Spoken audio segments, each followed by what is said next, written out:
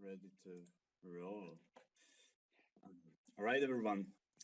Welcome to the first ever ABA session. Ask Your Bro Anything on Broker. Today with a special guest, the true THORChain and the dev mastermind, Chad Barraford. Welcome. Hello, everybody.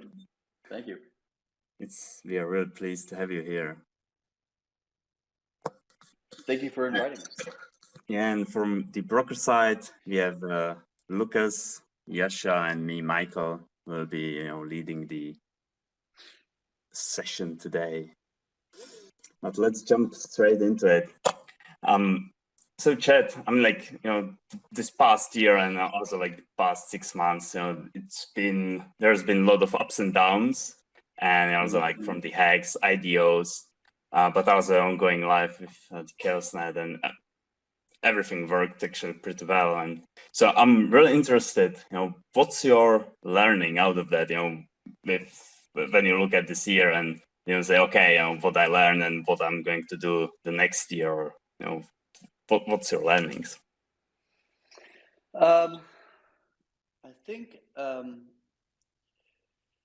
I think what I'm learning is that as we get further down this road of development and we get further down the maturity line of THORChain, that the dev cycle needs to shorten with it, in a sense, elongate with it, and so that you have to spend much more time kind of vetting things than you did in the very, very early days when everything was just like in testnet and you're just kind of spitting out code and because a lot of that code, like, I was working like 9 a.m. to midnight, 7 days a week, literally, for like almost a year and a half. And, all in all, that was well over 100,000 or 100 and something thousand, whatever the hell the number was. And that was just an extreme amount of work. But now that it's a real thing, it exists in the real world, we actually delivered the product. It actually does what we said it was going to do. We have to be much more stringent about the changes we make and the code reviews that need to happen. And I'm very happy to have the team be expanding and having, security-minded individuals just be focused 100% on just the security aspects of the code and everything about it. We have new devs coming in all the time, which is really great too, so that's less on my shoulders and more on the community, which is awesome. I'm excited to see that continue to flourish over the next 6 months. But I think one of the things I learned, like anybody who's thinking about doing something like this, like this work is hard as shit, and it is stressful as fuck. Like it's just really you really have to dig down deep. It takes a certain kind of person to do this kind of thing, and so you really have to be dedicated. You really have to be ambitious. You really have to be, not take no for an answer and just keep on pushing.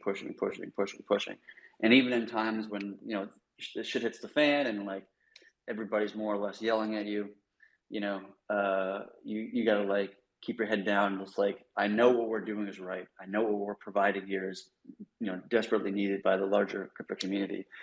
Yes, we stumble. Yes, we're going to have issues. I mean, it happens anytime you're trailblazing. You cannot trailblaze and everything goes super smooth. That's just a silly notion. But you just have to kind of forget about the faults and the failures, the bugs, the issues, and just like fix it, move on, and go further down that road.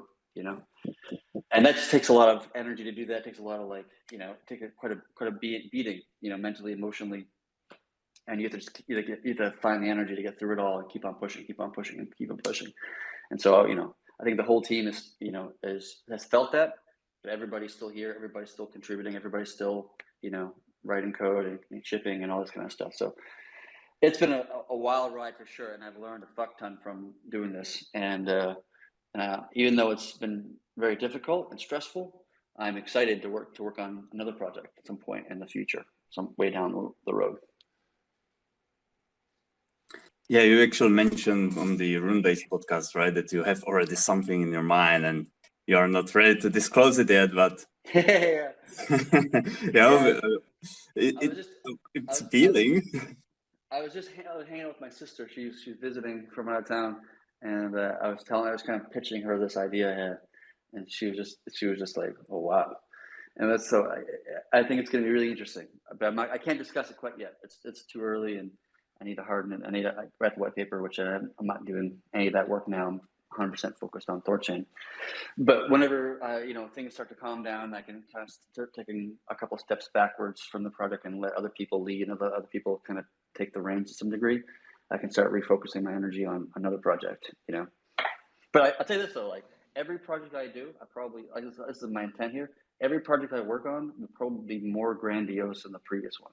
Like everything I do, I want to just be bigger and better, like than the previous, like outshine the previous project in a matter of speaking. And that's my full intention.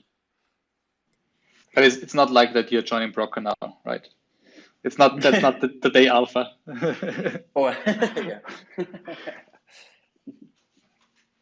But I mean, like, if you are saying that every other or your next project will be bigger and bigger, I mean, like, if you compare it to THORChain, I mean, like, what THORChain does is actually, already quite a huge task, and what you are doing is incredible and actually groundbreaking in the DeFi and general crypto space. I mean, like, imagining something even bigger, it's exciting, let's say.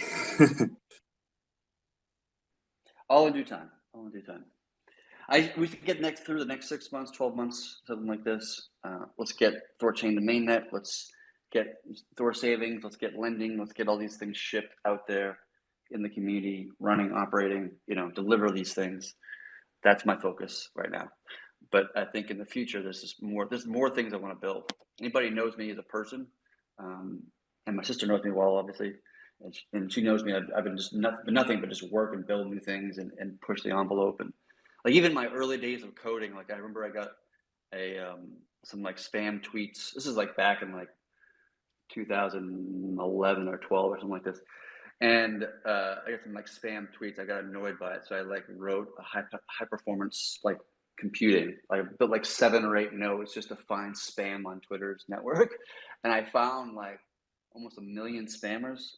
And I got like, so the Twitter people like heard about it through like a friend of a friend or a friend or something like this, and that their security team like reached out to me, and they were like, "Hey, what you doing?" and I was like, "Oh, hey, don't worry about it. I'm just like, submitting in mass quantity all the spam fuckers on your social network." And they're like, "Oh, cool. Like, what's the heuristic you're using to like, analyze and do these things?" I'm like, "Yeah, here it is." And I kind of described to them and gave it to them. And, I'm always just like building things. Like I've always been this way. I've always been trying to like, have very kind of big ideas and take on huge projects that, I've even spent months of my life working on like computational science problems that are deemed to be impossible, deemed by the computational science community to be literally mathematically impossible. But I've literally spent months of my life trying to break some open, computer science questions that nobody has been able to solve since the beginning of computer science, just because it was a fun challenge. And obviously I never broke it because supposedly it's impossible. But like, I literally, even in that scenario where I knew it was impossible, I still spent months of my life trying to work on it and using all sorts of tricky mathematics to figure out a way to make it work. But like that just kind of like goes to show the kind of person that I am as an individual. Like I'll take on the hard shit just because I see the value in completing it. Yeah, it's like the determination and kind of also the entrepreneurship, right? It's like the drive that you have. It's fascinating. Yeah. And I think that also allows you to come to some of these breakthroughs, because if you don't push the limits on impossible stuff, then basically you don't have innovation. And I think THORChain in itself is a pretty good innovation regarding multi-chain connection. And I'm also really excited to see what you're going to tackle next. Yeah, even within this innovation of like THORChain, what's really fascinating to me is like we've designed this thing, we've built it, we've deployed it, and it's been out there for a while. I mean, the white paper's been out there for like a couple of years now, and it's really fun to see like other projects and other teams trying to tackle the same problem, right? And it's fun to see how they think differently than how we think. And I always look for like, oh, maybe there's something they're doing that's like a really good design that we should have used. And genuinely, like it has not been the case yet. Like it further proves that we actually do have the correct design. We have the most holistic solution to one of the most important problems in crypto. And every other implementation that I've looked at in terms of like reading the white paper and all these things, it literally just falls short in so many in very significant ways. Not even just like small ways, but like significant ways. And it just further to me just like prove that like we really have the correct solution here to solve this problem. Yeah, I mean, like that's pretty cool what you can say. But I mean, like enough of this, shilling on THORChain. Everyone here is a true THORChead, right? On the up. But when you mentioned that you are getting a lot of devs incoming to THORChain, working on THORChain. So how actually does the development looks like right now? Because I know that also 9realms is taking more part in the whole, let's say, around THORChain. So how does development actually looks like, and who's pushing it the most? Yeah, and 9realms is definitely the biggest contributor, other than the original kind of like core team, if you want to call it that. There's 2 or 3 devs on the 9realms team that are contributing to the core protocol, which is awesome. It's good to see.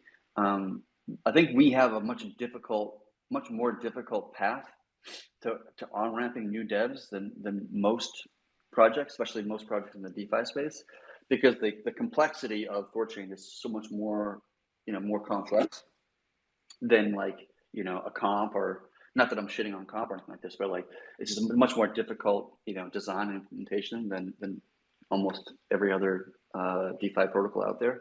And so it takes the much bigger ramp, right, to get onto. And for a lot of people understandably, that might be a little overwhelming, right?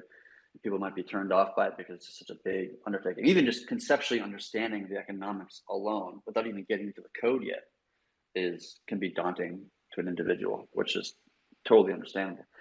But 9realms is contributing a lot, which is great, and we'd love to see more people contribute for sure.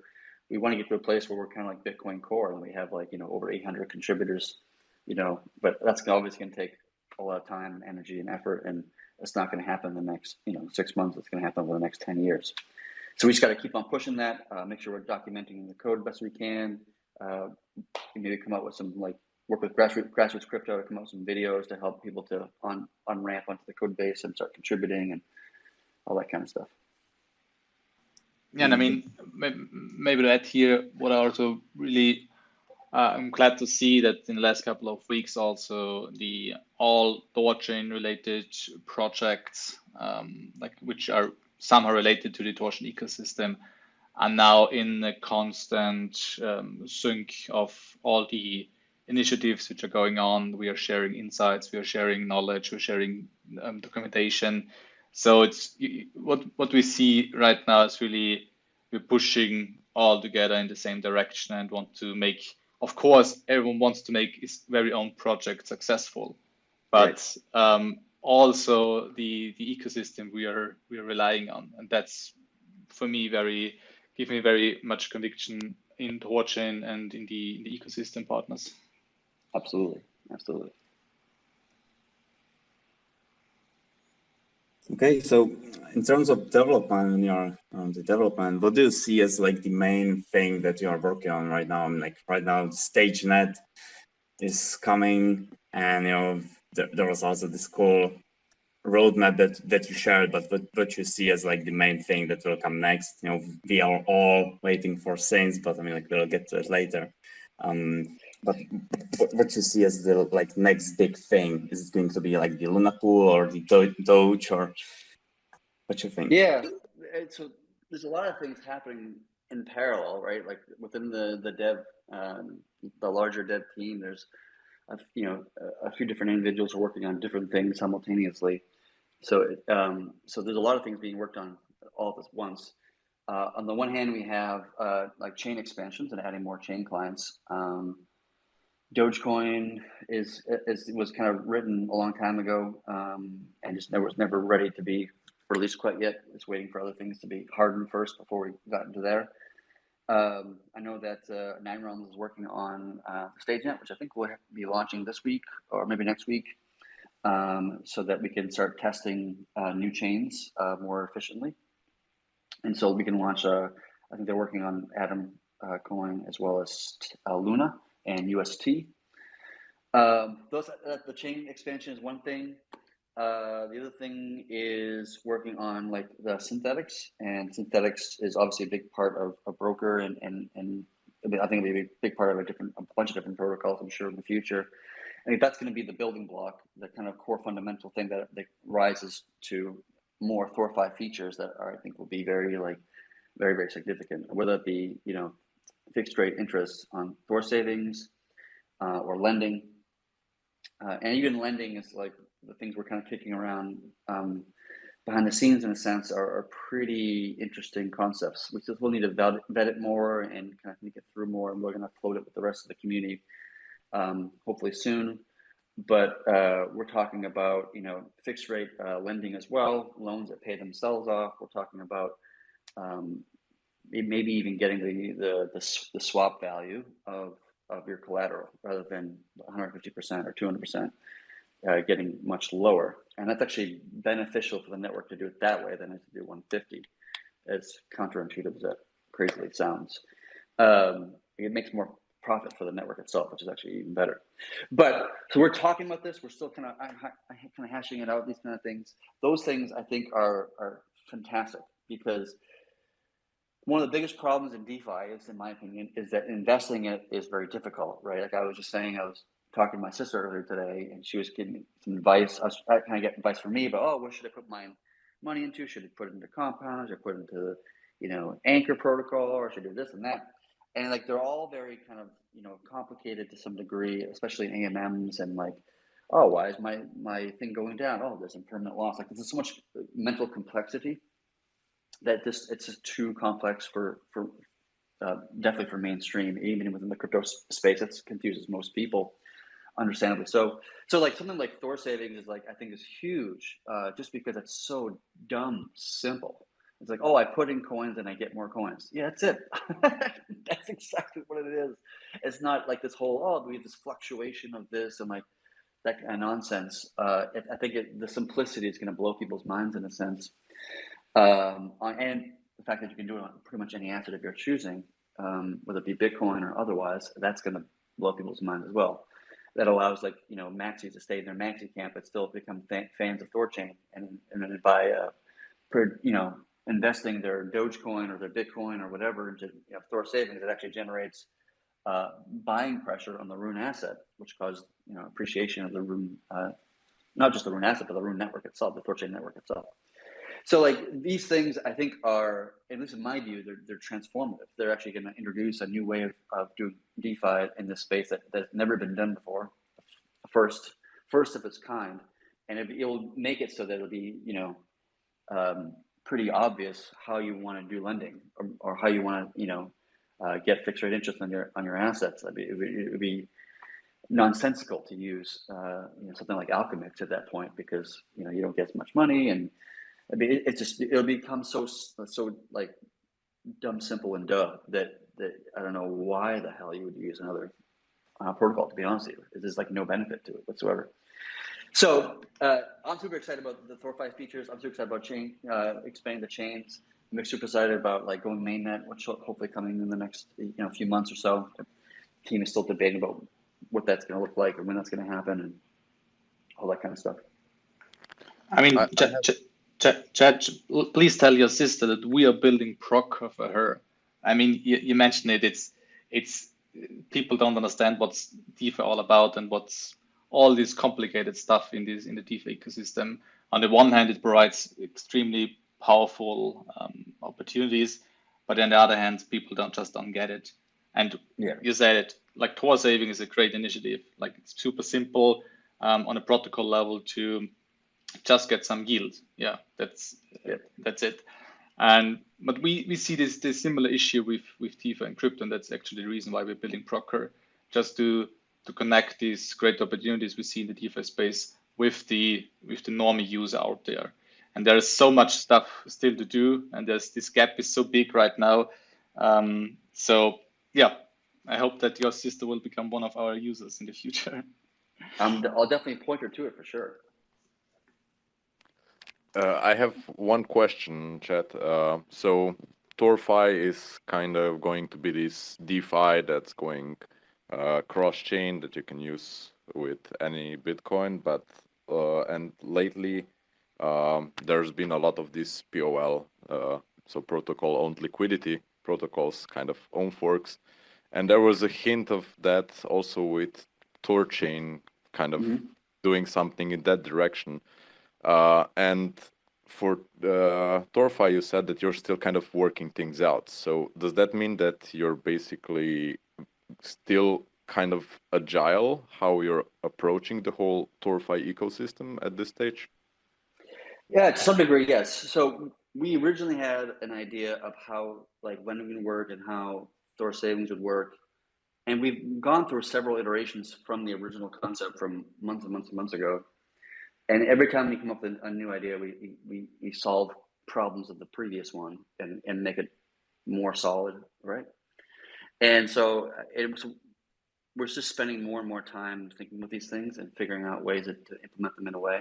I think the kind of like the kind of eureka moment we had around Thor savings and like so one of the problems with Thor savings, for example, that you have to solve is that what if Bitcoin goes crazy high, right, or Rune goes crazy low, and then all of a sudden you're still owe fixed rate interest on an asset that's just gone up 1,000% or whatever the number is, or Rune has gone down 1,000% or whatever, it doesn't matter.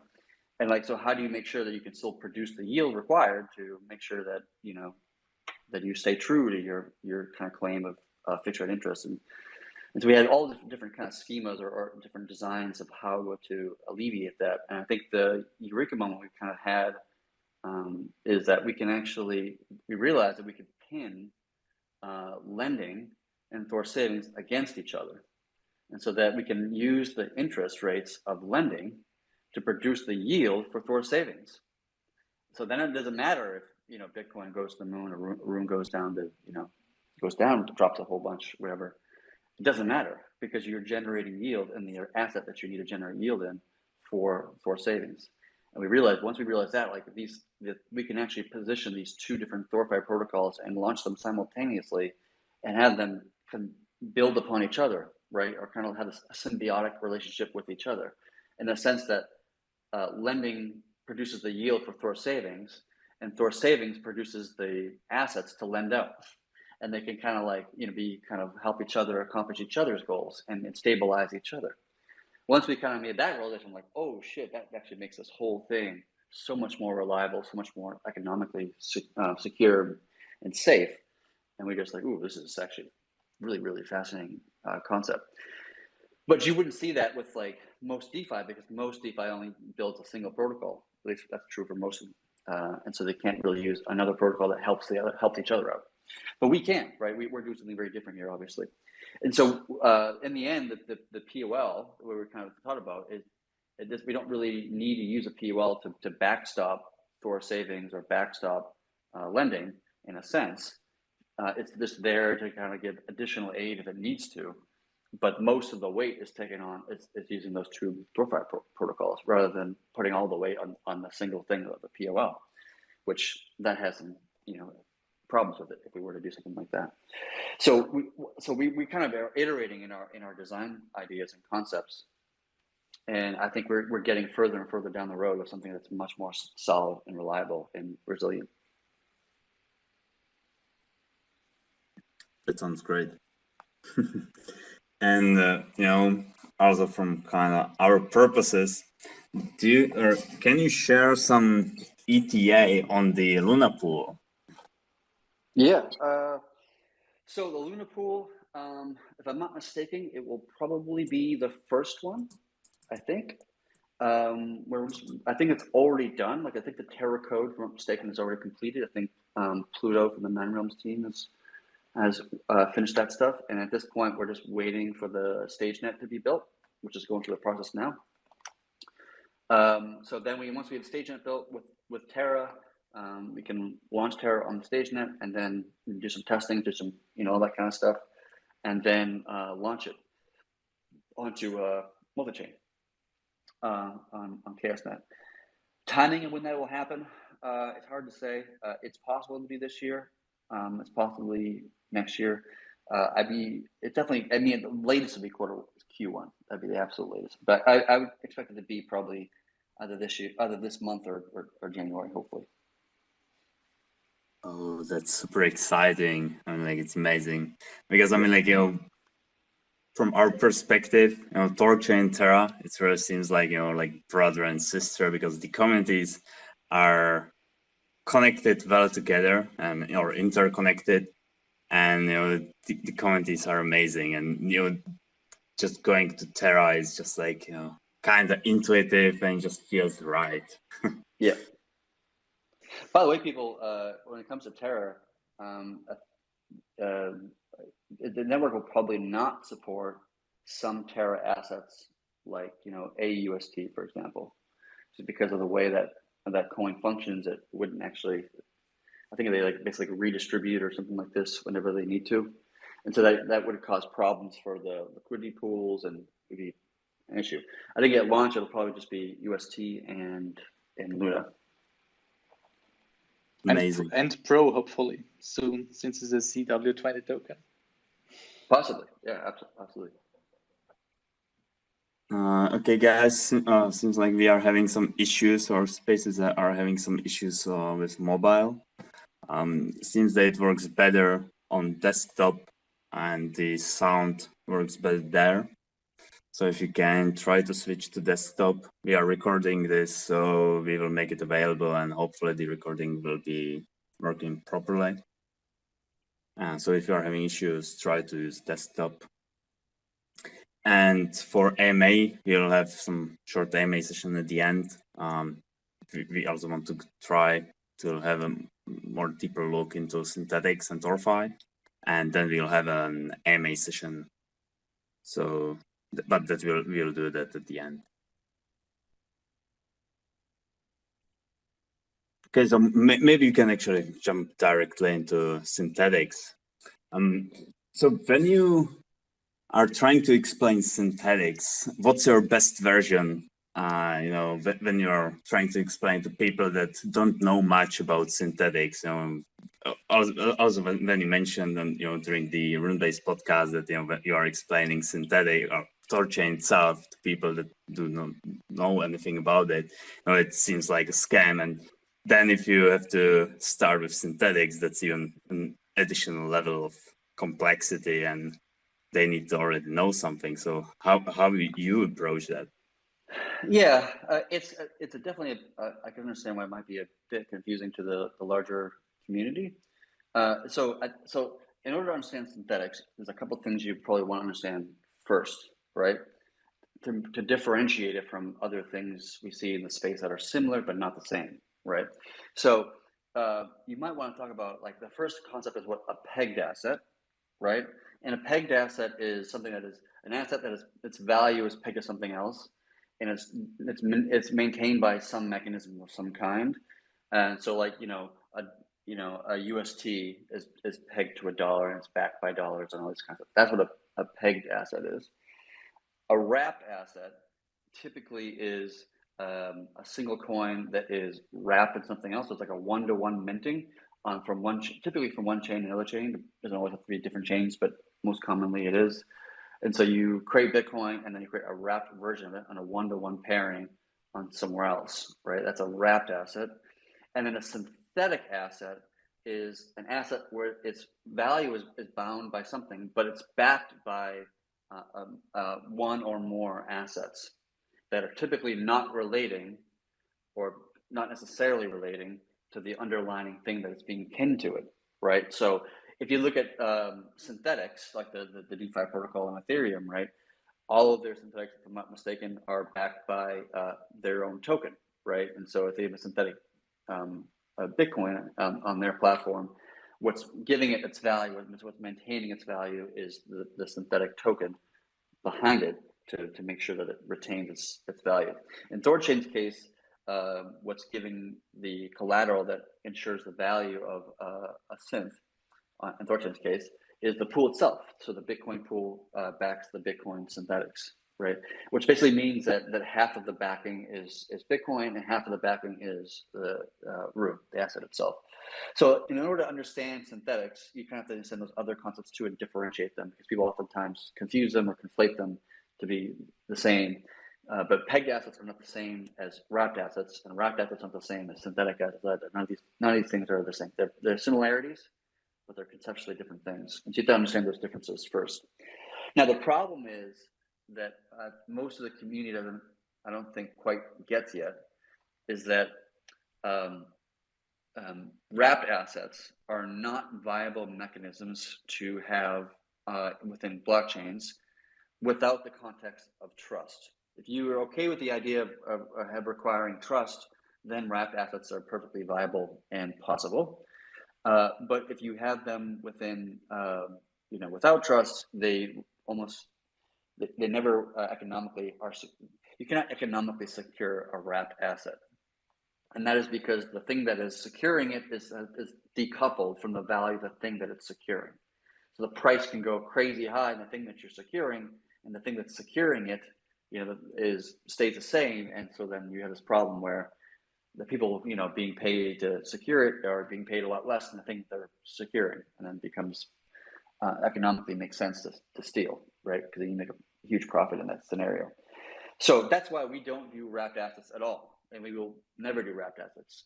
It's nonsensical. It goes against the entire economic design of THORChain, and I challenge anybody in the space to explain to me a way to have a wrapped asset in an economically secure way.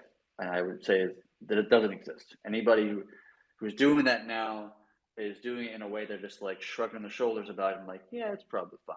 Like, which is not it's not how I think about it. It's probably fine. It's just not a really good. It's not like a real. Like I've had conversations with people who are building, wrapped assets in one form or another, and they're like, yeah, no, it's probably fine. I'm just like, no, it's not probably fine. Like, why would you want to have wrapped assets when you can have synthetics, right? Yeah, synthetics actually makes the most sense. And the reason why that is because in THORChain's case, it is the value of the thing you're securing is directly proportional to the asset you're using to secure it, right? The asset you're using to the collateral for the synthetic, which is Rune and Bitcoin, is also being used to secure the network itself. And so you can't get into a situation where all the synthetic Bitcoin is worth more than the Rune that is bonded into the network. That's just not economically possible at all, right? And so, because of that, you can be insured, economically insured, that there's always more to lose for people who are securing the network, the validators of the network, than they can possibly gain. And that's how you can be, quite confident they're not going to steal, because they would lose a bunch of money if they did. And it's, probably the best argument I can probably think of, That's why synthetics is possible in THORChain's case, but not for wrapped assets. Wrapped assets make no sense. And it's, I think eventually it'll become a way of the dinosaur in some sense. And people will move more towards synthetic assets of one form or another. Yeah, that makes sense. And as I was thinking, that on mainnet conference, you presented that THORChain has up to 200K lines of code. And, did synthetics change, or how much of that code synthetics represent? Because I can imagine that they are complex, or it's the opposite. It's just okay, the liquidity pools or everything, the core thing about THORChain, that's what makes most of the code, and synthetics are just, that's a breeze and no issue at all. Yeah, so it's a bit in the middle. It wasn't super easy.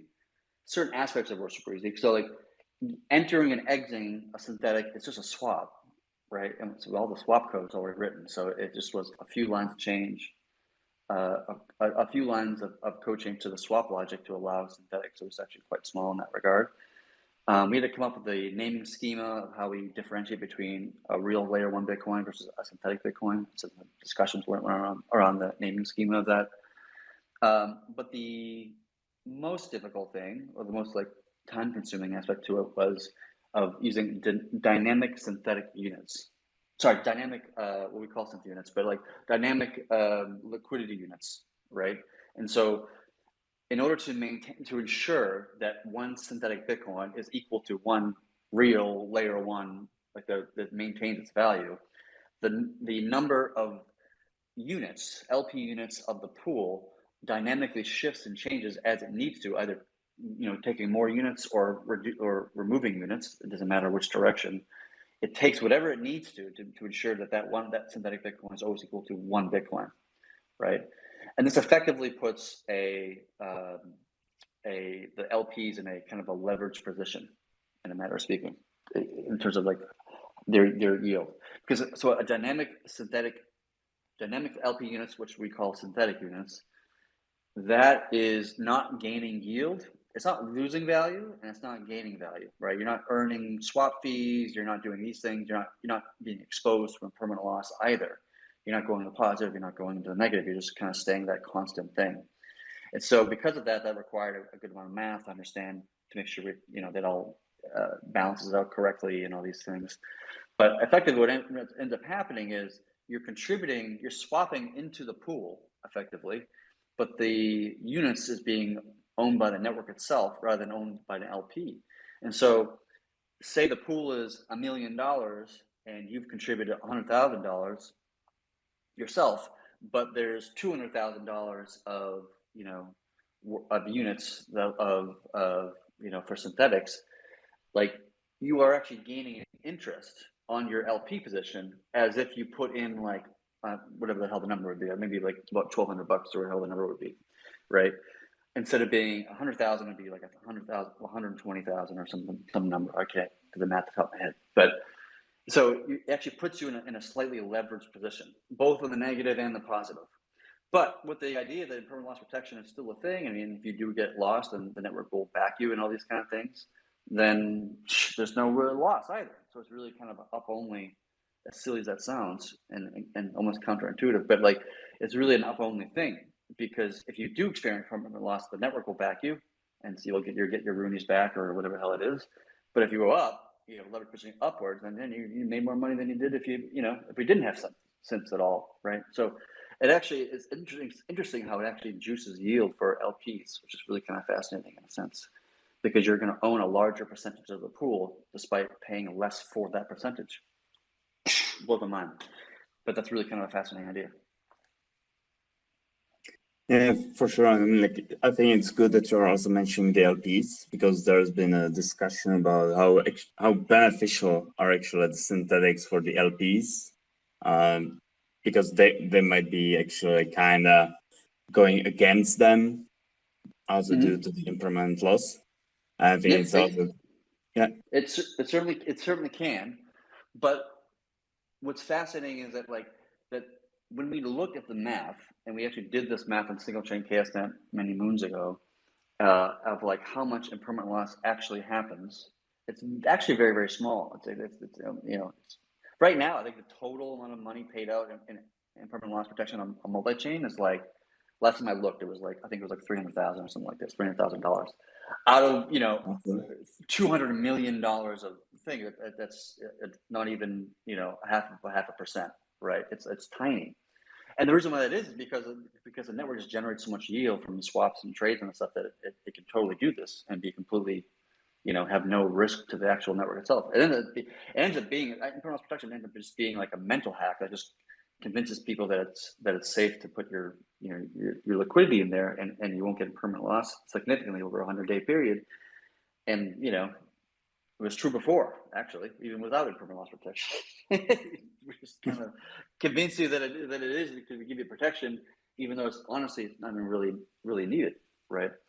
So in the same reason why it's not much of a risk, it's the same thing here in with synthetics. Yes, you're leverage yourself up or leverage yourself down depending upon the movement of the room price to the asset price, whichever direction it moves relative to each other. but the yield from swaps and trades, all these things should, be leveraged as well, and therefore it kind of like cancels each other's out in a matter of speaking from an ILP perspective. So it actually, it doesn't really, from our viewpoint, doesn't actually add an additional risk to the network at all, in my opinion. Yeah, I'm like, if the impermanent loss is not that high, I'm like, I guess you can work with that. And synthetics. When people are getting hyped, with the Tor savings and 20% APY, but when people can start expecting that, like when the THORChats will receive the mighty Tor savings and gaining interest on their Bitcoin. So probably Q1. That's most likely in my mind when that will probably launch. I'm hoping that by the end of Q1, maybe Q2 at latest, that the full feature set will be done on THORChain. Everything will be out there in one form or another. I mean, it might be capped in one form or another. Like synthetics will, when that does launch, it won't be, it'll be capped at like maybe 5% of the pools, just to keep it small in the beginning, just to make sure everything's good. Don't put too much at risk, and then as we feel more confident, ramping it up. But all the features should be launched, I think, by Q1 or Q2 at latest. And then that gives us like 6 months of like hardening and, bug fixing and just kind of tweaking things we need to, take some lessons we learned from the operation of the network itself and make some changes or switches or changes recommended by the community or what we observe in the network itself.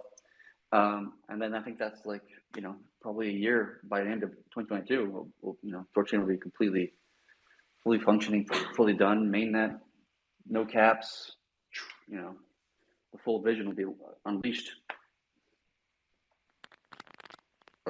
So you said that the synthetics will have a cap, and it makes sense that you have a small cap similar to what was done with THORChain to kind of make sure everything is running and put less funds at risk. But will there also be a permanent cap on synthetics, and could that, based on the amount of LPs, the assets in the liquidity pools, and could that then kind of prevent people to trade synthetics at some point? Because if a certain synthetic is at its cap, then basically you cannot burn another synthetic to mint into it. Yeah, good question. So in the current iteration, the cap will probably end up being 33%. We don't want to put too much leverage onto the LP positions. That just seems to be a bit, lackadaisical. And so it'd be 33%, right? And that situation that you're talking about is hypothetically possible. But this is where lending comes into place, right? Because lending, people are adding synthetics into Thor savings effectively, and then lending is lending it out. And when you lend it out, you burn it. You burn the synthetic, and you swap it into the layer one asset. You're lending out Bitcoin, you're lending out layer one ETH or whatever.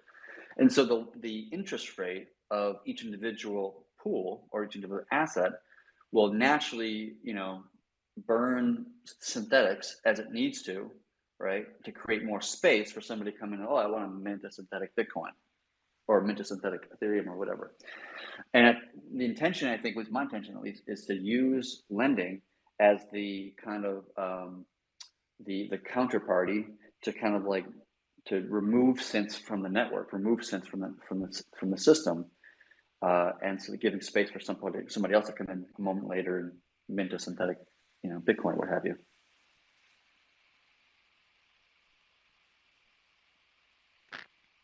Okay, that's a very interesting concept, and yeah, probably would have to go through some numbers to be more accurate on how that design actually works. But yeah, I think if the whole suite of THORFi wouldn't launch at the same time, then there could be some issues at the start with this. But yeah, as I said, it's in the testing stages, and it makes sense to have a cap on it. Yeah, so I think we're moving towards the idea of just launching all the THORFi at once, just because it helps each other be successful. And you're right. I think we're going to put some caps on it in the beginning, just to keep it small and controlled in the very, very beginning, and then take the reins off as it proves its stability and all these kind of things. But yeah, we'll be writing up a document once we've kind of figured out the exact plan. We can write up a document and float it with the community. The community can comment and discuss the idea, flaws, pros, cons, thumbs up, thumbs down, whatever, and then and add to the design, take away from the design, all these things.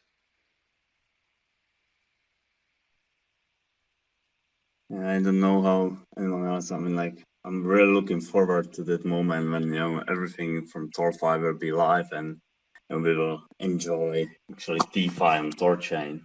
I think that's super exciting for the whole THORChain community, especially especially most of the torches are like loyal and we're looking forward to this moment, and I think this will be huge. Yeah, absolutely, 100%.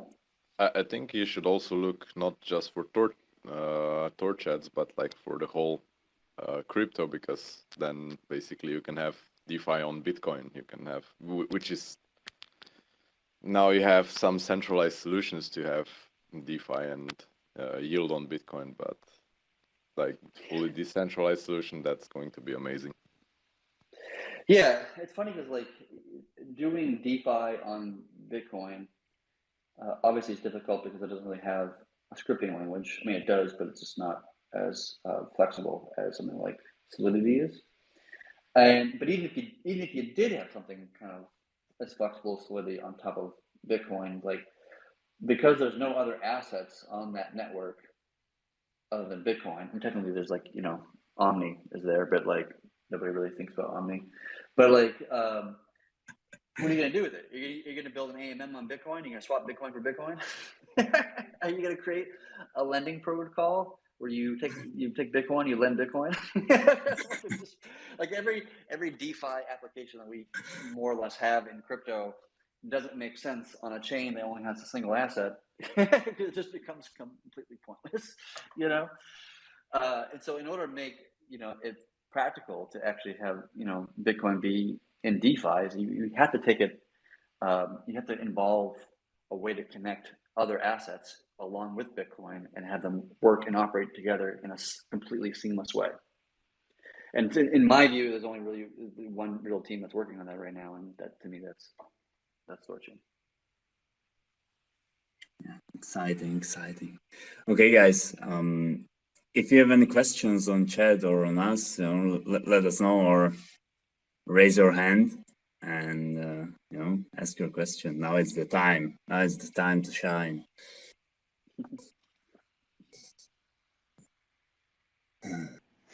I mean, in the meantime, maybe we also can discuss. It was discussed several times to make use of the liquidity on THORChain on other ecosystems and other networks via deploying some smart contracts there, but have this kind of liquidity units as some collateral you can put in those contracts so you can make use of it.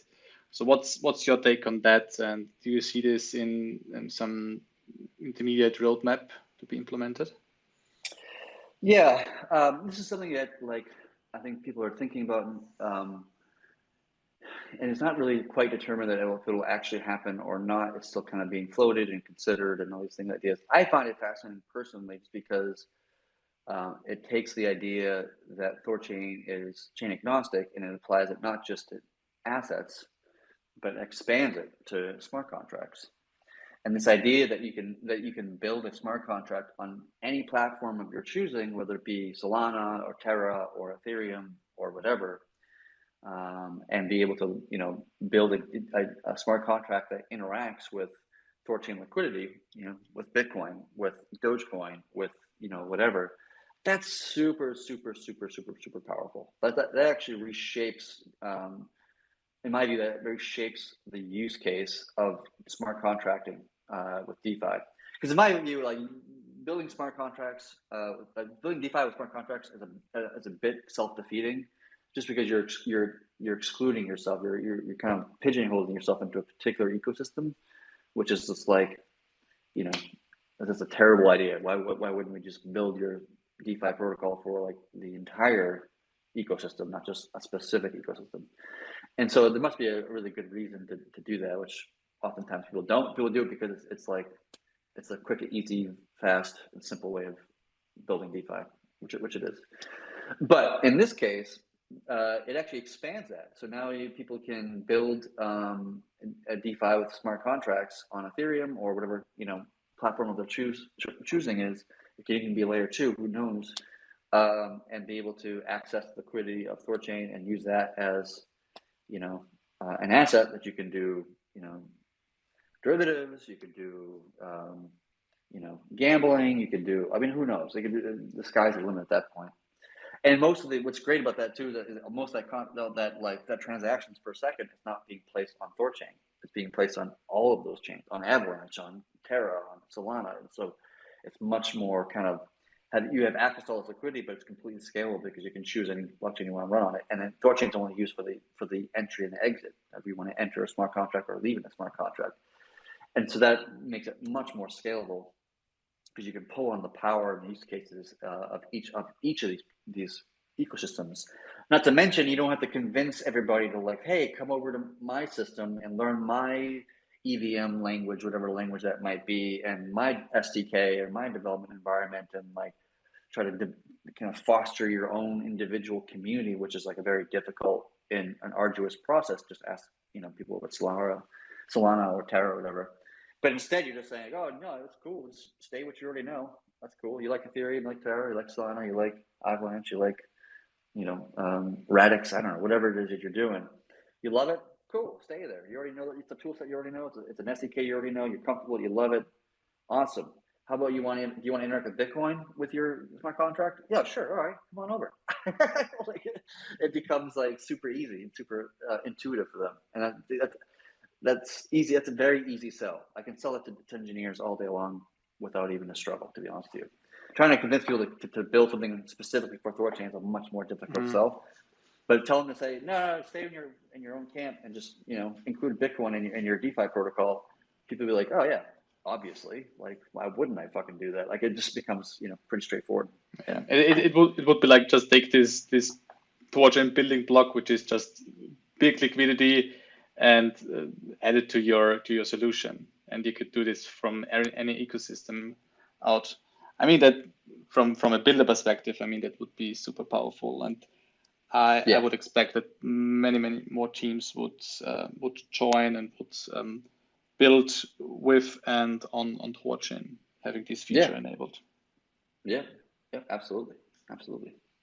And Yeah, I think that the ecosystem, like the THORChain, is positioning itself really well as kind of this first of a kind bridge that is between chains, that it's really needed, because I think the future is not going to be only on one chain. It's not only going to be just Ethereum, just, I don't know, Avalanche, Solana, whatever. It's going to be many different chains, and you need to have somebody who is connecting those. And on top of that, it's not just a bridge, it's also, as you said, a lot of liquidity that comes with it. Yeah, massive. I mean, not only is the future multi-chain, which, you know, I will debate, you know, till I'm blue in the face of why that's the case. I would go a little bit further and say the current is multi-chain. Today is forget about the future. Now is multi-chain, right? The very fact that Terra exists and Solana exists and Avalanche exists, and like, we're not seeing less of these systems being designed and built, you know, and we'll see which ones succeed in the end, which ones don't. But like, and that doesn't even matter, to be honest with you. We've already proven the point, right? Layer 2s exist. Layer 2 is part of them. Like, to me, that's part of multi-chain as well. So like, we're already in a multi-chain world today. So anybody says we're going to go to the single chain world is just like, you know, I don't know what the hell you're even thinking, but like, we're already there today, you know, and THORChain is to me is the only project out there that actually is trying to make it seamless between all of these different, you know, layer ones, to all of them. First of all, just surfacing and just like being able to connect with any and every single one of them, which most of them don't even do that, and be able to, not only transact assets across chain A to chain B or whatever you're trying to accomplish, but also being able to do like smart contracting across chain in a chain agnostic way is also very significant, right? It becomes pretty obvious of why wouldn't you want to do that? And it just seems like the obvious thing to do, It kind of reminds me, like when I compare it to like the traditional world and startups, etc. Like the THORChain is basically like the aggregator of things, that you can aggregate basically everything you want.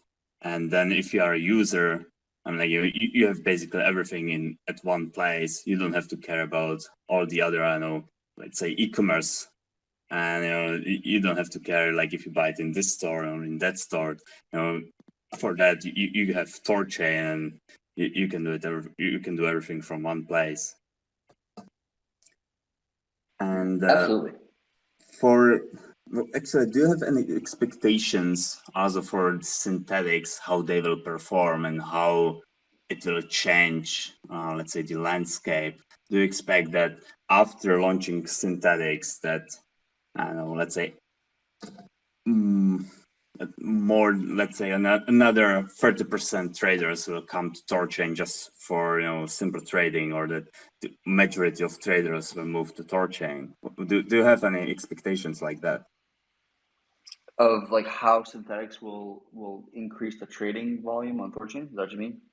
Yeah. Well, actually, it's actually more significant than people probably recognized.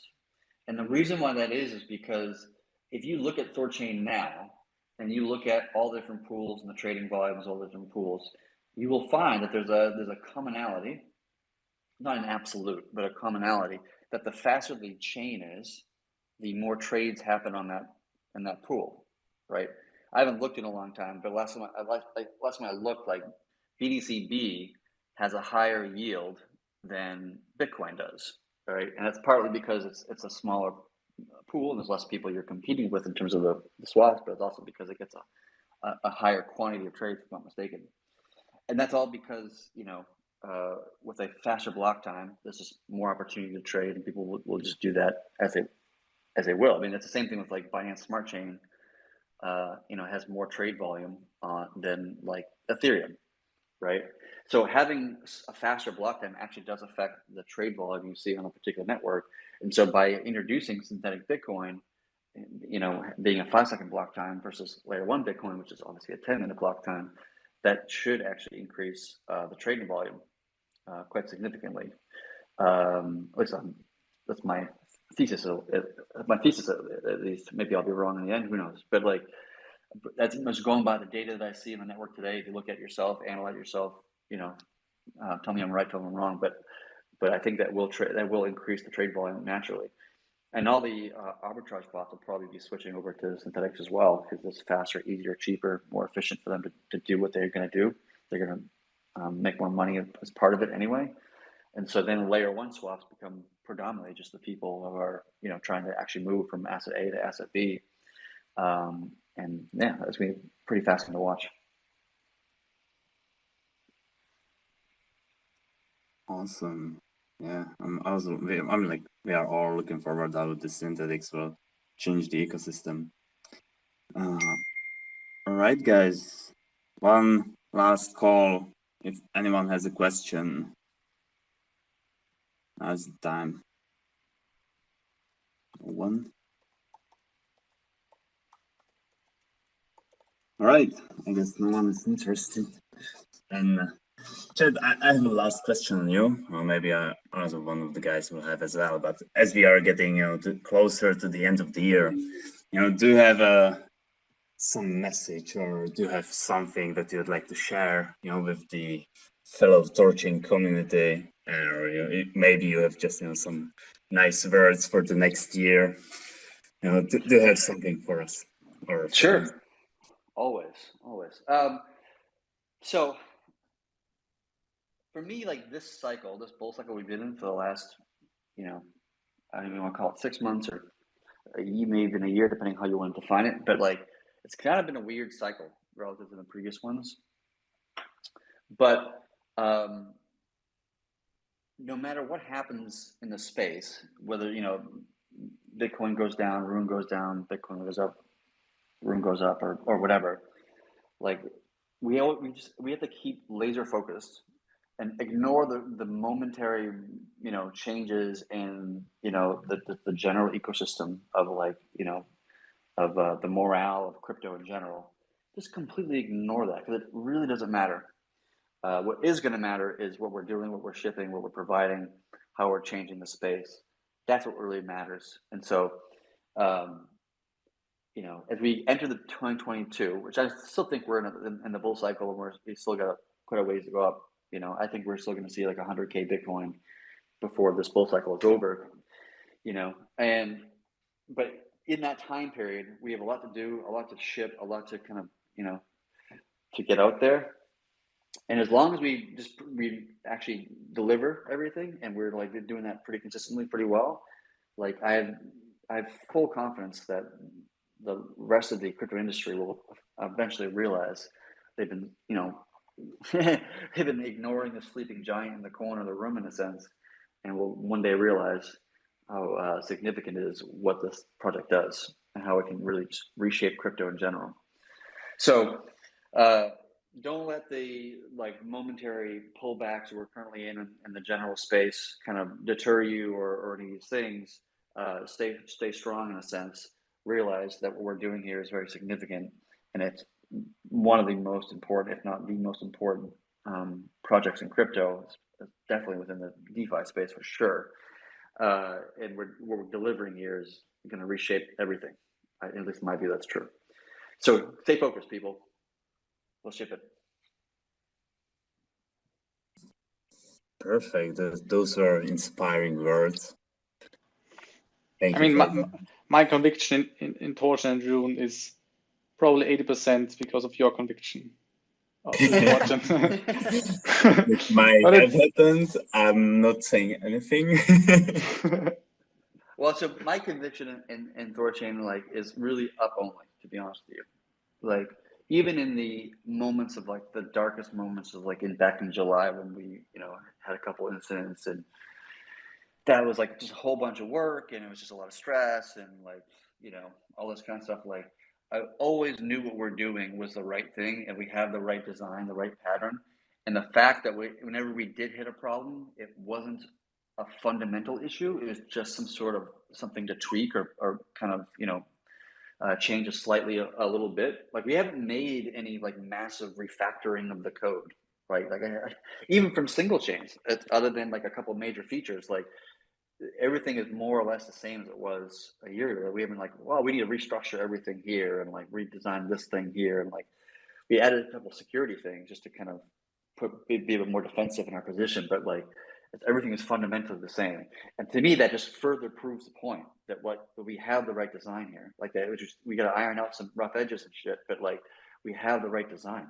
And that just gives me more and more conviction. And even as we find, bugs, even recent ones, they're getting more and more extreme, more and more edge case, more and more kind of almost impossible to hit or harder to kind of run into. That all just makes me super bullish, right? It shows that we're hardening, we're maturing, we're getting down that further along that maturity pipeline, which just makes me feel more and more positive.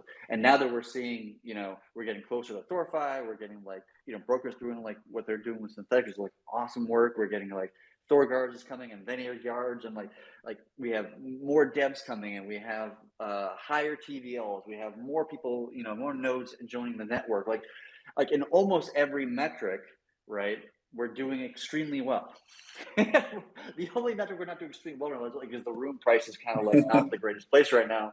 But that's not just because of THORChain itself. That's the greater ecosystem is pulling on THORChain's price, not just the work that we do here within the project, right?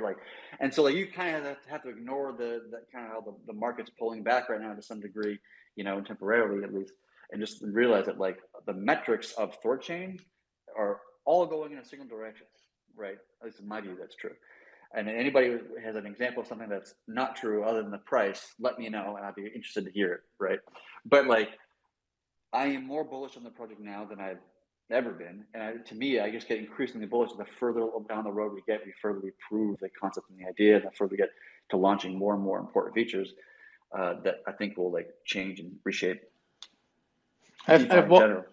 I have one KPI for you, Chad. Number of Go for it. Number of severe bugs is going down. Number of what? The severe bugs, like really big issues in the code base. This number is going down.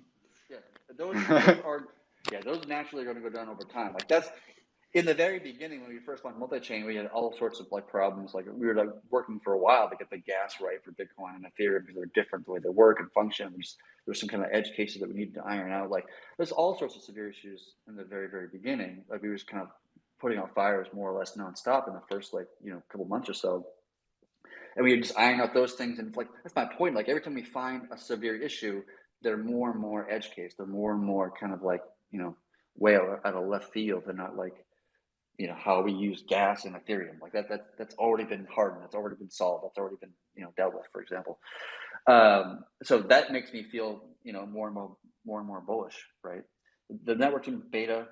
We expected there to be, bugs and issues. The only way to find them sometimes is just like throwing it out there, throwing the spaghetti in the wall, seeing what sticks, finding out, certain issues might arise in these kind of edge case scenarios, and then adjust, bug fix, move on, fix, patch, carry on. Yeah, I think that whoever is listening right now is getting more bullish than he was before, not only me. Yeah, I mean, like it's great to hear, listen to this, and like it's nice to hear, right? That everything's going great. To me, Bitcoin is THORChain is like Bitcoin, and that the more you learn about Bitcoin, the deeper your understanding of it, the more bullish you get about Bitcoin, right? You never like study Bitcoin, then you learn like some aspect of like how UTXOs work, and you're like, oh, that's stupid. Like I don't like Bitcoin. Like that does like no one does that because like the way it's designed is so brilliant. The way Satoshi or he, she, they, and it, whatever the proper pronoun is. The way they design it was just so brilliant, right? Not perfect. We'll never have a perfect system, but it's so brilliant the way it was designed. And so THORChain to me is like very similar to that. Like it's very complex. And the more you read about it, the more you understand it, the more you understand its economics, its technology, its innovations, how it helps against, meta attacks even. Like there's so many things across it that like the more you read about it, the more you understand it, the more you realize how significant and how like impressive the design is and how it just solves a major issue. Like that's how I look at it, right? And so I've never, to this day, this is so fun to me. To this day, I've challenged people like on Twitter or whatever. Tell me what the economic flaw is. Tell me what the technological flaw is of THORChain. And then it comments like, "Oh, you got an exploit." I'm like, "Yeah, there are bugs in beta. Almost every DeFi protocol in crypto has been exploited. Even Compound, which is like one of the most hardened DeFi protocols in crypto, was exploited for like $130 million, like 10 times more than THORChain. Like that's not a reasonable thing. Tell me what is a fundamental design flaw of this network, right?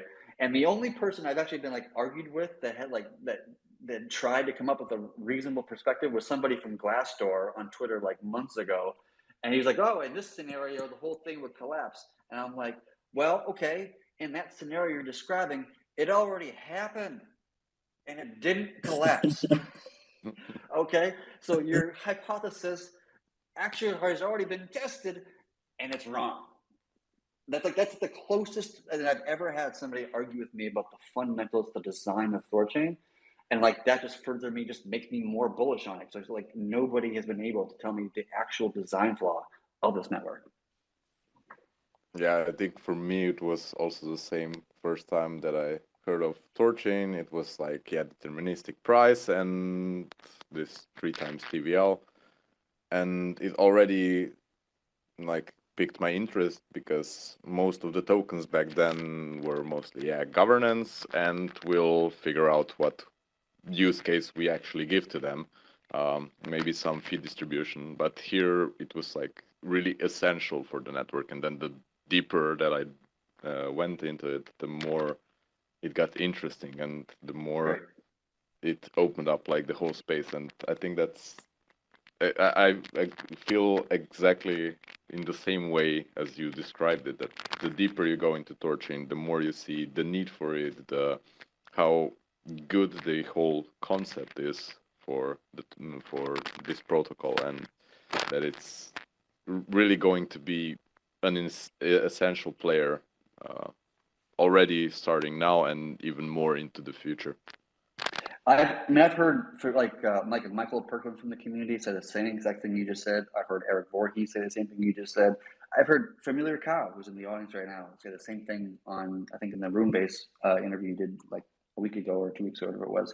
Like, I've heard that so many times. That's like a broken record. I just keep on hearing from so many people in the community of like, oh, once I started to I thought it was a shitcoin when I first heard about THORChain. Then I started to read about it and understand it. I'm like, oh shit, there's actually a really interesting design here. This actually solved a real problem. Oh my god, it's just a natural thing.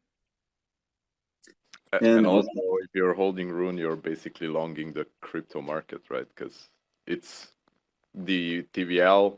If the crypto goes up, like if other assets go up, then basically the deterministic floor price should also increase.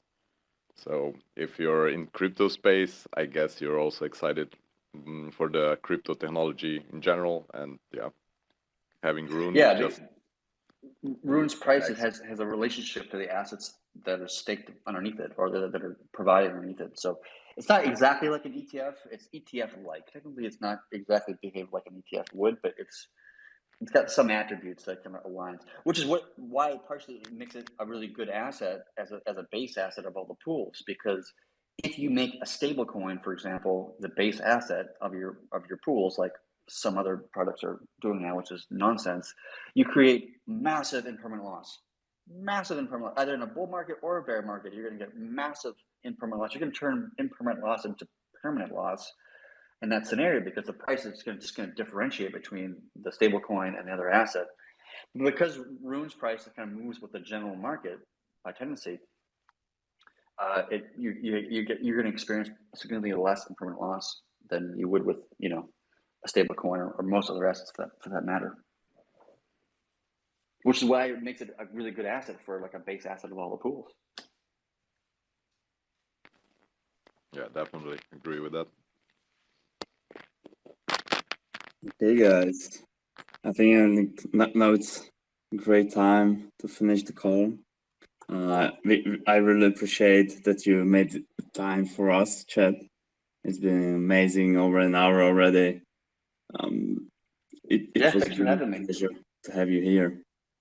You guys should do it again and do it with the original guest was going to be JP. So I encourage you guys to do it again with him and hear his viewpoint and perspective as well.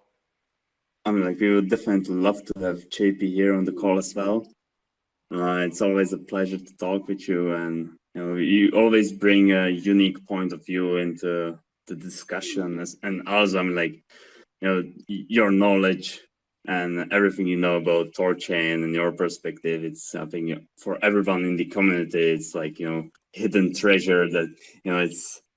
You really have to pick from or find somewhere and find clues, and it's always just great to get your insights. Yeah, appreciate it. Thank you so much for inviting me and having me here. And for all you other guys, we are glad that you listened to us, and hopefully the recording will be available soon, and it will be in a state that it's listenable without the dropouts in the sound. Any last words, Lucas, Yasha, or even Chad? No, thanks, Chad, for joining this. Was glad talking to you and going into some details on synths and how the next months and THORChain will look like. So I'm pretty excited about it. Yeah, awesome. Appreciate it, guys. Yeah, thanks for joining us, Chad, and thanks everybody who was listening. I hope this gave you some insight into THORChain and that you're more bullish now than you were before. Definitely. All right, guys, it's been a pleasure, and see you on Twitter or on Discord. See you. See you.